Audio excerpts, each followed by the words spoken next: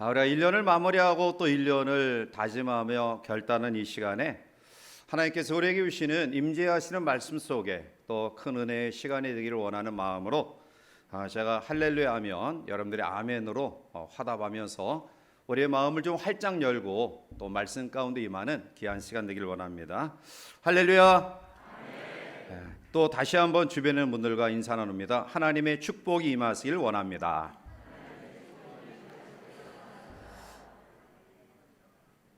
일년의 삶을 마무리하고 1년의 삶을 출발하는 염수간 시간에 물론 우리의 삶을 살아가는 여정 속에 매 순간순간 그 시간들은 아주 소중하지만 그러나 1년의 삶을 마무리하고 새해를 맞이하는 이 송구 영신 예배의 시간은 그 어떠한 시간보다 더 중요하다라고 생각합니다. 엊그제 새해를 맞이한 것 같은데 벌써 1년이 지나가 버렸습니다. 물론 1년의 삶 속에 많은 어려움과 힘듦이 있었지만 그럼에도 불구하고 오늘 이 시간 우리가 하나님 앞에 예배하는 것은 모든 것이 하나님의 은혜였다라는 고백을 아니할 수 없습니다. 이제 우리는 다시 한번 1년을 되새기면서 우리의 부족함과 연약함들을 주님 앞에 고백하며 회개하는 마음과 또 1년의 삶을 하나님이 우리에게 가장 귀한 축복으로 허락하셨음을 소망하면서 다시 한번 말씀으로 되새기고 다짐하고 결단하는 시간을 가져야 될 것입니다. 우리가 신고 다니던 그런 구두가 낡아서 새 구두로 갈아 신습니다. 물론 처음에는 발이 약간 아프지만 그러나 기분은 썩 좋습니다. 옷도 마찬가지죠. 낡거나 아니면 유행이 지난 그런 옷을 우리가 벗어버리고 유행에 맞는 또 새로운 그런 옷을 사 입으면 굉장히 마음에 기쁨이 넘쳐납니다. 우리의 살던 집이 낡아서 새롭게 리모델링 하거나 또 아니면 더 좋은 그런 집으로 우리가 이사 갈 때에는 그 기쁨을 이루 말할 수 없어서 주변의 사람들을 초청해서 또 집들이하며 함께 기쁨을 나눕니다. 지금 이 순간이 바로 그러한 마음입니다. 우리의 주어진 낡은 애를 벗어버릴 때가 얼마 남지 않았습니다. 물론 이 시간에 우리들 가운데는 참 한 해의 삶에 여러 가지 축복과 은혜와 좋은 일들을 많이 경험한 분들은 참 아쉬움과 서운한 마음이 있을 것이고요. 정말 우리의 뇌리 속에 기억하고 싶지 않은 여러 가지 일들이 우리 가운데 있었다고 한다면 아마 이 시간을 보내는 이 순간만큼은 우리의 마음속에 시원한 마음을 가지게 될 것입니다. 그런데 누구도 거절할 수 없는 2022년이라는 낡은 옷을 벗어버릴 때가 얼마 남지 않았습니다. 이제 이 한 해를 마무리하며 새해를 출발하는 어떻게 보면 희망찬 이 시간에 죄송스럽지만 서두에 여러분들에게 죄송한 그러한 심각한 말씀을 드리고 싶습니다. 그것은 고린도서에 나타난 육신의 집에 대한 내용입니다. 우리는 육신이란 집을 가지고 우리의 1년의 삶을 지나온 삶을 살았습니다. 물론 우리들 가운데는 세월의 연한을 오래 지속되게 살아오셔서 어쩌면 지금까지 살아온 생보다 확률적으로 남은 생애가 더 적은 나이 드신 노년에 계신 분들로 계실 거고요. 확률적으로 살아온 삶보다 우리의 앞으로 살아갈 세월들이 더 많이 남았다라고 자부하는 젊은이들과 또 장년 세대의 사람들도 계실 겁니다. 그런데 분명한 사실은 우리 모두는 육신의 집을 모두가 한 번은 벗어버려야 된다는 사실입니다. 아무리 건강하고요, 돈이 많고요, 세상적인 부귀, 영화와 모든 권세를 누렸다 할지라도 육신의 집을 벗지 아니할 수는 없는 것입니다. 이것이 바로 하나님이 우리에게 정해놓으신 진리입니다. 고린도서 5장 1절과 2절에 만일 땅에 있는 우리의 장막집이 무너지며 하나님께서 지으신 집 곧 손으로 지은 것이 아니요 하늘에 있는 영원한 집이 우리에게 있는 줄 아느니라. 참으로 우리가 여기서 탄식하며 하늘로부터 온 우리 처소를 덧입기를 간절히 사모하노라라고 말씀하고 있습니다. 우리의 육신을 장막집으로 비유하면서 이 장막집을 벗어버릴 때가 있다.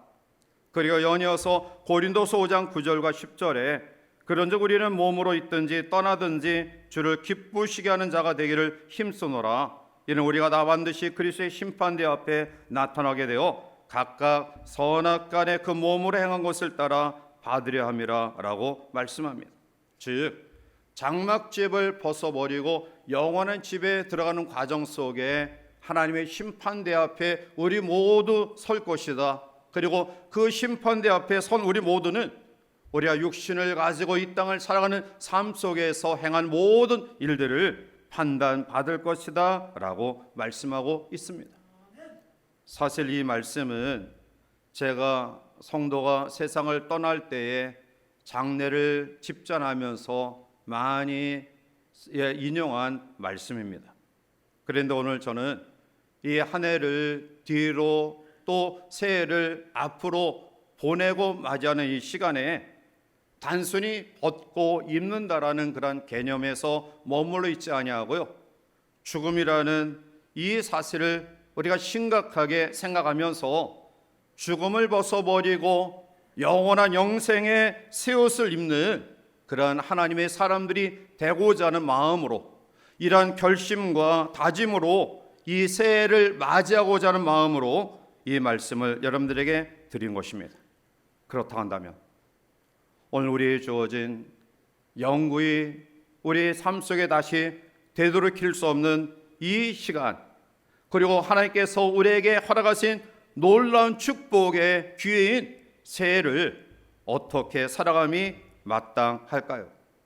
오늘 히브리서 기자를 통해서 주시는 몇 가지 교훈으로 우리가 새로운 마음으로 다짐하는 그런 시간을 가지고자 합니다. 먼저 새해는 예수님을 좀 더 깊이 생각하는 한 해가 되시기를 바랍니다. 자, 우리 원문 1절 말씀을 함께 같이 읽어보시겠습니다. 그러므로 함께 하늘의 부르심을 받은 거룩한 형제들아, 우리가 믿는 도리에 예수를 깊이 생각하라. 아멘. 사람은 무엇을 생각하느냐에 따라서 그의 인격과 운명이 결정되어집니다. 오늘 여러분들은 지금 무엇을 생각하고 이 자리에 계신지요? 예금 통장에 남아있는 잔고가 얼마인가 생각하고 계십니까? 아니면 뭔가 먹다가 놔두고 두고 온 맛있는 음식을 생각하고 계십니까? 아니면 자녀들과 손주들, 또한 사랑하는 친구들, 또한 어떠한 옷을 새롭게 또 새해를 맞이해서 갈아입을 것인가? 아니면은 우리의 주어진 삶에 지난 3년 동안 여러 가지 제약된 가운데 있었는데 조금씩 여행의 문이 넓어지면서 어느 나라를 방문할 것인가? 이러한 생각을 가지고 계십니까? 물론 저는 그러한 생각들이 나쁘다라고 이야기하지 않습니다. 그러나 우리가 정말로 이 시간 생각해야 될 가장 가치 있는, 정말 우리들이 반드시 생각해야 될 부분이 있다고 한다면 그것은 바로 예수 그리스도일 것입니다. 사람은 뭔가 생각을 하면 그 일을 이루기 위하여 열심히 최선을 다합니다. 효자가 누구입니까? 효자는 사람은 어떤 사람이냐면 평소에 부모님에 대해서 늘 관심을 갖는 사람이 효도할 수 있습니다. 나라를 위해서 염려하고 걱정하는 사람이 나라를 위해 자기의 온 몸을 바쳐 충성할 수 있습니다. 교회에 대하여 염려하는 사람이 교회를 위하여 눈물을 흘려 기도할 수 있습니다. 마찬가지로 예수 그리스도를 생각하고 묵상하는 사람이 그리스도를 닮아갈 수 있는 것입니다. 사랑하는 성도 여러분들, 올 한 해는 우리가 좀 더 예수님을 깊이 묵상하고 생각하는 한 해가 되었으면 좋겠습니다. 왜 예수님을 깊이 생각해야 될까요? 찰스 셀돈이 쓴 예수라면 어떻게 할 것인가 라는 책이 있었습니다. 그 책의 의미는 우리가 예수님의 발자취를 따라가자, 예수님의 제자다운 삶을 살자라는 의미에서 기록된 책인데요. 오늘 제자가 누구냐? 제자는 스승을 닮은 사람을 제자라고 이야기합니다. 오늘 성도를 가리켜 예수님의 제자라고 이야기합니다. 그렇다고 한다면 우리는 예수님을 닮아야 됩니다.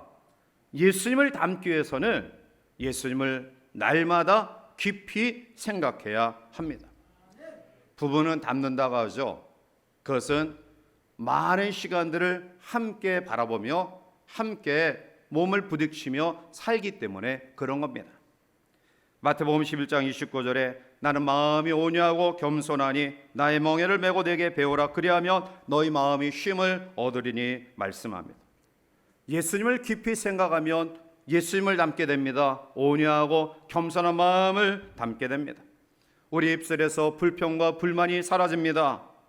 우리의 마음속에 감사와 기쁨이 넘쳐납니다. 왜냐하면 예수님의 생애는 온갖 고난과 어려움과 오해와 시기와 미움을 받았지만 그 속에서 자기를 세우신 하나님을 생각하며 하나님의 말씀에 순종한 신실한 충성스러운 삶을 살았기 때문입니다. 따라서 예수님을 깊이 묵상하는 사람은 예수님을 닮게 되어 있고요, 예수님의 온유한 마음, 겸손한 성품을 닮아 부드러운 삶의 모습을 가지고 살아가게 되는 것입니다. 지난 1년의 삶을 돌이켜보면서 우리는 얼마나 예수님을 우리의 매 순간순간 속에 생각하고 살았는지요.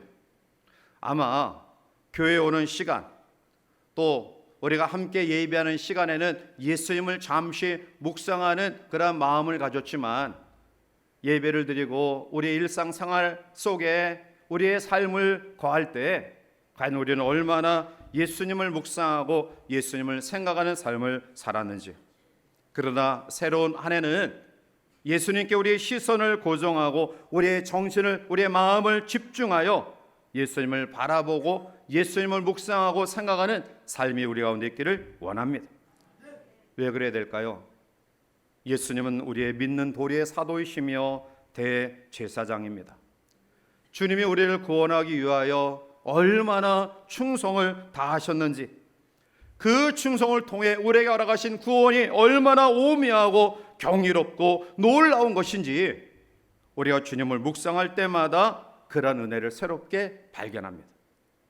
이런 은혜를 발견하면 우리의 주어진 삶 속에서 어떤 어려움과 힘듦과 고난이 있다 할지라도 우리를 구원하시기 위하여 심히 그 몸된 그런 아픔과 힘듦을 경험하시고요, 포기하지 아니하시고 인내하심으로 말미암아 우리가 알아가신 그 경이롭고 신비롭고 놀라운 하나님의 은혜에 우리가 깊이 젖어들기 때문에 어떤 어려움과 어떤 고난과 어떤 역경 가운데서도 흔들림이 없이 우리의 믿음을 유지할 수 있기 때문입니다. 다가오는 한 해는 이러한 믿음으로 무장하는 우리 모두가 되어서 우리가 예측할 수는 없지만 여전히 아픔과 힘듦은 우리의 삶 속에 존재할 것입니다. 그럼에도 불구하고 이러한 외부적인 풍랑, 이러한 외적인 여러 가지 고난의 바람 가운데서도 흔들리지 아니하고 우리를 향하신 하나님의 놀라운 은혜가 얼마나 귀하고 소중하고 복된 것인가를 늘 우리의 마음속에 피부적으로 느끼며 체험하며 그 은혜 속에 강하고 담대한 믿음으로 은혜 가운데 세워지는 귀한 성도들 되시기를 주님의 이름으로 축원합니다. 두 번째로 새해는 하나님께 좀 더 붙어있는 한 해가 되기를 원합니다. 자, 우리 12절과 13절을 함께 읽겠습니다. 형제들아, 너희는 삼가 옥 너희 중에 누가 믿지 아니하는 악한 마음을 품고 살아계신 하나님에게서 떨어질까 조심할 것이요, 오직 오늘이라 일컫는 동안에 매일 피차 권면하여 너희 중에 누구든지 하라. 아멘. 오늘 본문에 보면 하나님에게서 떨어질까 조심할 것이요 라고 말씀합니다. 성도는 어떠한 경우에든지 하나님께 붙어 있어야 됩니다. 요한복음 15장에 보면 포도나무 비유를 이야기하고 있는데요, 하나님은 포도원의 농부시고요, 예수님은 줄기시고요, 우리는 가지예요. 요한복음 15장 5절에 나는 포도나무요 너희는 가지라. 그가 내 안에 내가 그 안에 거하면 사람이 열매를 많이 맺나니 나를 떠나서는 너희가 아무것도 할 수 없음이라 말씀합니다. 선교사 가운데 영국이 낳은, 특별히 중국 선교의 아버지라 불리는 허드슨 테일러라는 그런 분이 계신데요. 그는 영국의 편안한 삶을 포기하고 낙후된 중국 산지에 들어가서 하나님의 복음을 전합니다. 중국 사람들과 똑같은 옷을 입고요, 또 그들과 똑같이 머리를 따 기르고요, 그리고 시골마다 다니면서 복음을 전했어요. 자기들과 똑같은 환경 가운데 처하여 고난을 감수하고 복음을 전하는 이 허드슨 테일러의 이 헌신적인 모습에 많은 사람들이 복음을 받아들입니다. 그런데 개인적으로 이 허드슨 테일러에게는 큰 아픔이 계속해서 겹쳤습니다. 8살 난 딸이 갑자기 병으로 죽고요, 3년 후에 5살 난 아들이 그만 결핵성 장염으로 죽습니다. 그해 7월에 둘째 아들이 태어났는데 20일 만에 죽습니다. 그리고 그로부터 13일 후에 사랑하는 아내가 죽습니다. 그는 갑자기 불어닥친 이 고난 속에 너무나 괴로워 절규합니다. 하나님, 내가 모든 편안한 삶을 포기하고 이 중국에 하나님의 복음을 전하러 왔는데 나의 사랑하는 딸도 데려가시고 나의 두 아들도 데려가시고 그리고 아내까지 데려갔으니 나는 어떻게 해야 합니까? 울면서 절규하는 그에게 그의 동료 메카시가 요한복음 15장을 통해서 보낸 편지 속에 위로를 받습니다. 믿음은 애쓴다고 얻어지는 것이 아니다. 신실하신 하나님을 의지함으로 얻기에 주 안에 거하라. 어떤 경우에도 주 안에 거하였으면 좋겠다라는 격려와 위로의 편지예요. 이 편지를 받아든 테일러는 그 속에서 여러 번 되풀이하여 그 말씀을 묵상하다가 하나님 앞에 놀라운 깨달음을 경험합니다. 아, 예수님은 결코 나를 버리지 않으셨다. 나는 그분의 몸이며 그분의 육신의 일부다. 아, 진리를 보는 기쁨이여, 고통의 순간에도 주님은 나와 함께 계시며 절망의 순간에도 여전히 주님은 나와 함께 하시는구나. 주님이 나를 붙드시고 나를 통해 위대한 역사를 이루시길 원하시는구나 라는 깨달음을 가지고요, 여전히 포기하지 아니하고 하나님의 복음을 전함으로 그를 통해 1134명의 선교사가 배출되었고요, 그리고 6171명의 중국의 사역자들이 새롭게 탄생하게 되었습니다. 말할 수 없는 절망, 이루 말할 수 없는 고통과 아픔 속에 있었지만 예수님을 떠나지 아니한 믿음으로 무장된 그를 통해 놀라운 역사가 나타났던 것입니다. 사랑하는 성도 여러분들이요, 우리가 하나님에게서 떨어지면 그것은 죽음입니다. 그러면 우리가 이 사실을 잘 알면서도 왜 하나님에게서 떨어질까요? 오늘 본문은 두 가지 이유를 우리에게 이야기합니다. 하나는 하나님을 믿지 않기 때문에 그렇습니다.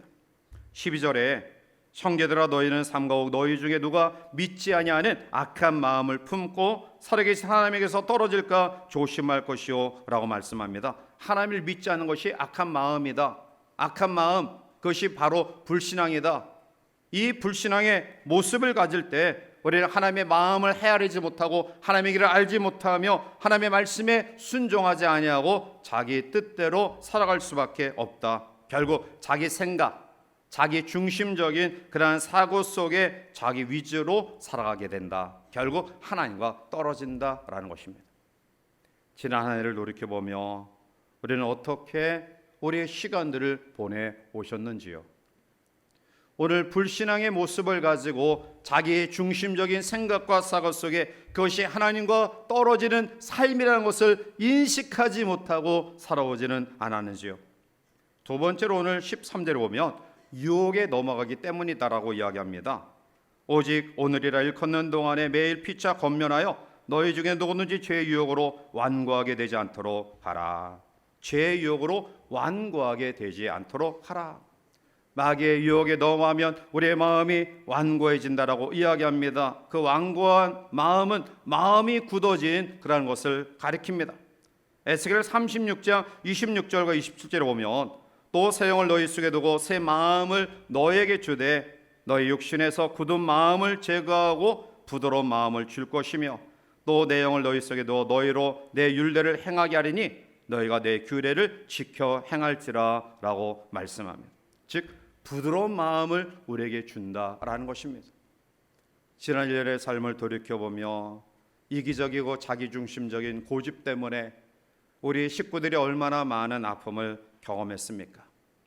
교회 생활 가운데 결코 나는 이것을 빼놓으면 나는 남는 것이 없어 라는 마음을 가지고 죽기 살기로 고집을 부림으로 말미암아 우리 지체들에게 아픔을 준 일들이 혹시 우리 가운데 얼마나 많이 있었는지요.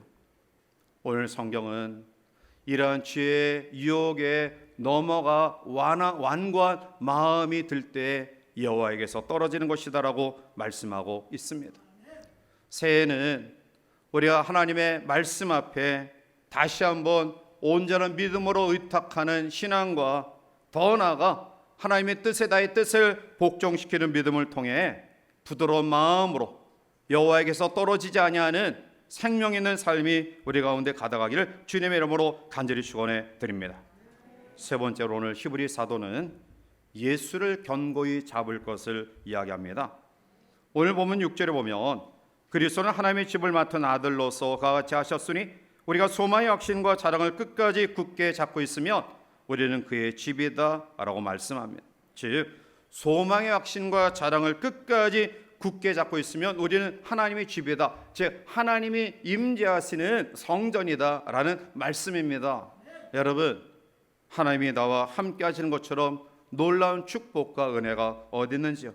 그뿐만이 아니죠. 14절에 넘어가서 보면 우리가 시작할 때 확신한 것을 끝까지 견고히 잡고 있으면 그리스도와 함께 참여한 자가 되리라 말씀합니다. 그리스도와 함께 참여한 자가 되리라. 소망과 확신과 자랑을 끝까지 잡고 있으면 우리는 그리스도와 함께하는 사람이 되어질 것이다 말씀하고 있습니다. 사랑하는 성도 여러분, 우리 어렵고 힘이 들 때에는 연약한 아이도 내 옆에 있으면 힘이 되고 용기가 돼요. 그런데 그리스도가 나를 떠나지 아니하고 나와 영원히 함께 있는다라는 확신이 우리 가운데 있다고 한다면 우리는 얼마나 용기 있고 소망 가운데 우리의 삶을 살아갈 수 있는가요? 그래서 오늘 히브리 사도는 예수 그리스도를 견고히 붙잡으라 말씀하고 있습니다. 저는 여러분들의 앞으로의 생을 어떻게 영이 되어질 것이라 장담할 수 없어요. 단지 소원하는 것은 좀 더 어려움이 없이 지난 한 해 겪은 아픔과 슬픔 없이 좀 더 좋은 일, 복된 일, 또 아름다운 일들만이 우리 성도들과 또 우리 모든 삶에 지금 가득하기를 바라는 간절한 소원이 있지만 그것 또한 장담할 수 없는 바람일 수밖에 없죠. 그럼에도 불구하고 한 가지 변함이 없는 사실은 여호와 하나님 예수 그리스도가 우리와 함께하는 놀라운 은혜를 경험한다고 한다면 우리의 환경과 사건 또 수많은 그러한 여건 속에서도 우리는 흔들림이 없는 온전한 담대한 믿음으로 살아갈 수 있다는 사실은 분명히 여러분들에게 말씀드릴 수 있습니다. 그래서 바로 주님과 함께함이 얼마나 놀라운 축복인가를 이야기하고 있는 것입니다. 이제 말씀을 맺습니다. 한 해를 보내고 또 새해를 맞이하는 이 경건하고 엄숙한 시간에 우리는 어떠한 마음과 생각을 가지고 이 시간을 보내고 또 새해를 맞이하시렵니까? 오늘 다시 한번 간곡히 부탁드리는 것처럼 새해는 좀 더 예수님을 깊이 묵상하는 한 해가 되기를 원합니다. 어떠한 경우에도 하나님에게서 떨어지지 아니하는 하나님의 귀한 자녀들이 되시길 바랍니다. 더 나아가 주님을 견고히 붙잡아 임마누엘 나와 함께 하시는 예수 그리스도를 통해서 다시 한번 용기와 힘과 능력을 경험하는 하나가 되기를 바랍니다. 그렇다고 한다면 우리가 예측할 수 없는 계속되어지는 고난과 재난의 환경 가운데서도 하나님 우리가 하신 거룩한 사명을 힘있게 감당하는 복된 한 해가 될 줄 믿습니다. 하나님의 놀라운 축복하심이 사랑하는 성도들에게 넘쳐나는 2023년이 되시길 주님의 이름으로 간절히 축원해 드립니다. 기도하시겠습니다. 사랑의 하나님, 2022년 7, 8분 남겨놓은 이 시간에 우리의 삶을 돌이켜보니 참 많은 아픔이 있었고 또 많은 고통이 있었고 많은 슬픔이 있었습니다. 그럼에도 불구하고 우리가 다시 한번 용기를 가지고 새해를 기대합니다. 그것은 하나님 우리를 통해 이루고자 하시는 뜻이 있음을 믿기 때문입니다. 이 밤 다시 한번 새해를 기대하면서 우리 주신 말씀을 묵상하며 하나님 앞에 결단하길 원합니다. 주여, 예수님을 깊이 생각하여 주님 닮기를 원합니다. 어떠한 경우에도 주님 붙잡은 산 놓지 아니하여 떨어지지 아니하는 양분과 모든 생명을 공급받기를 원합니다. 주님을 견고히 붙잡아 주님이 나와 동행하시는 은혜 속에 새해를 살아가길 원합니다. 우리 모두에게 이러한 은혜의 한 해가 될 수 있도록 축복하여 주시옵소서. 감사하고 예수님의 이름으로 기도하옵나이다. 아멘.